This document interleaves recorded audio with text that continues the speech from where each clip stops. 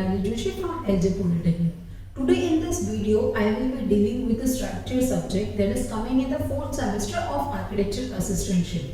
So let's begin with it. In this video, we will be dealing with the second chapter, Coplanar Concurrent Forces, and its most important theory, that is about, as you can see over here in the Lemons theorem, there will be total 3 forces. It will be in equilibrium and it will be in a coplanar. Coplanar, it means on a one plane.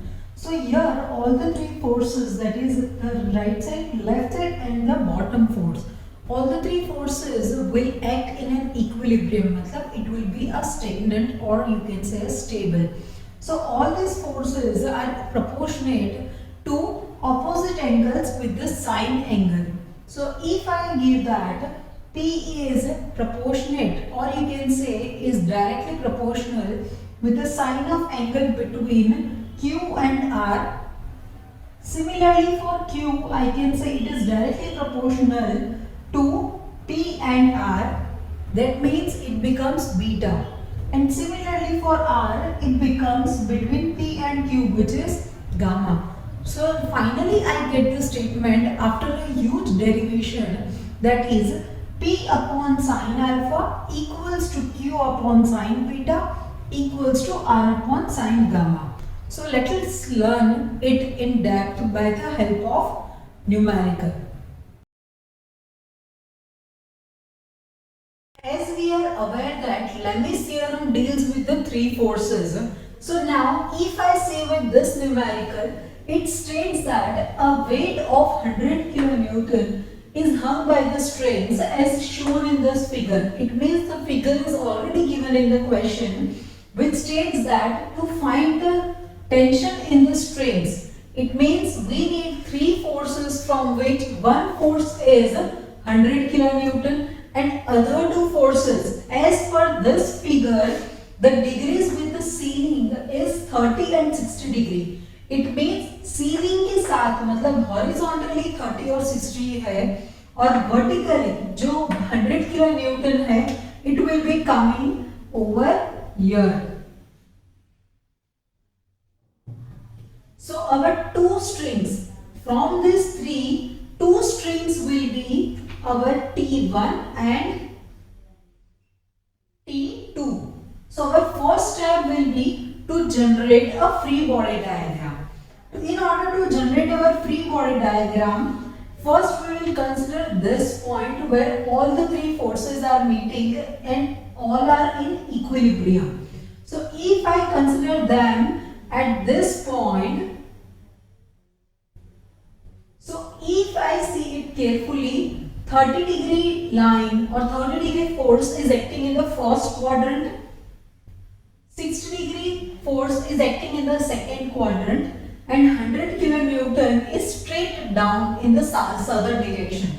So if I draw my free body diagram, my 100 kN will be over here. In the first quadrant, I am having my T2, which is at 30 degree. Now if it is making horizontally 30 degree, I will have to consider it horizontally. मतलब अगर वो wall के साथ 30 degree होता, so I would have considered it over here. But because it is with the ceiling, I am considering 30 degree over here.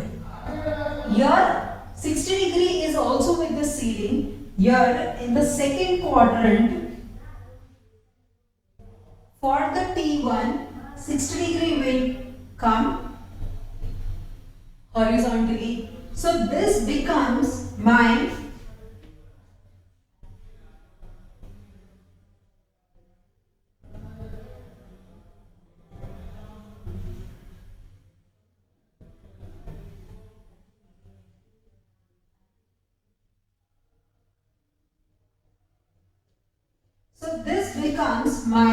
free body diagram. Now with this basis, I will start my calculation.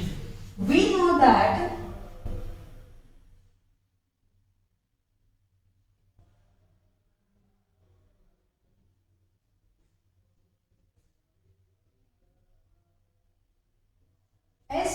Stoke's theorem, it is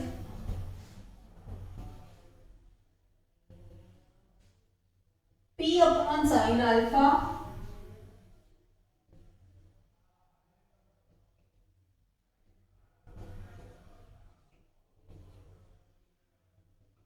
Q upon sin beta and R upon sin gamma. So now if I move with anti-clockwise direction, so first term will be, instead of P, I will write T2 upon sine of angle.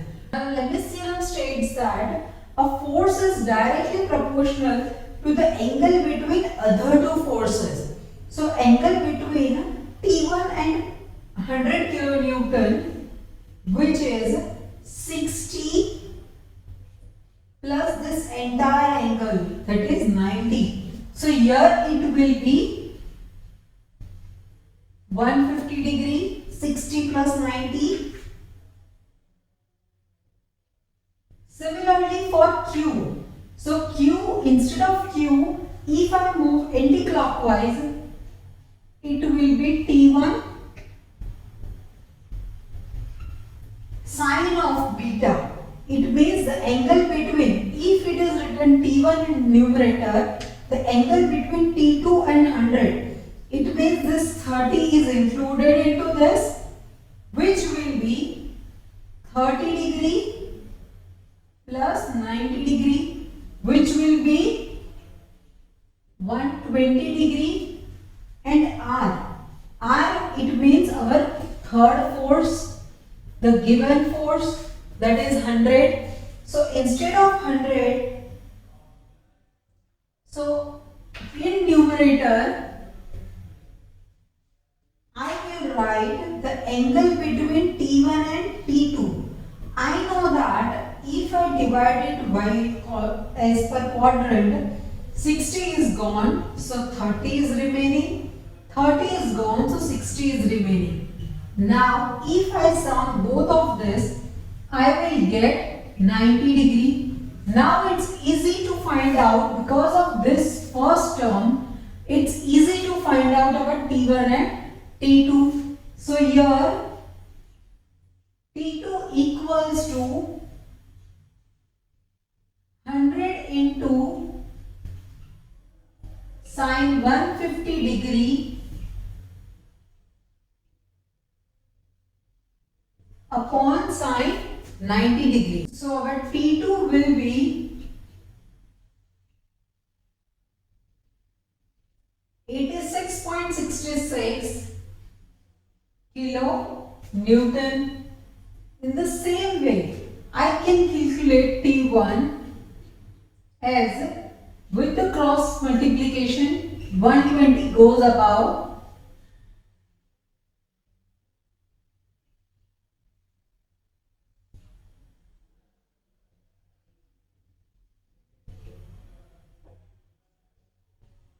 so our T1 will be 50 kilonewton. This unit will always be the given force unit. If the Newton is given, here I would have written Newton. So last line will be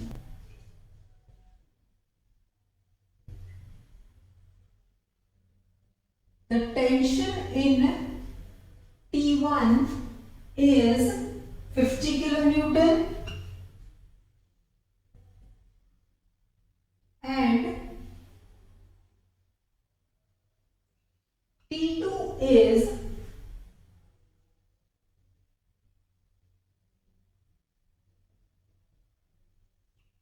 'This becomes my answer line. Hope you have understood this numerical thoroughly. Thank you for watching.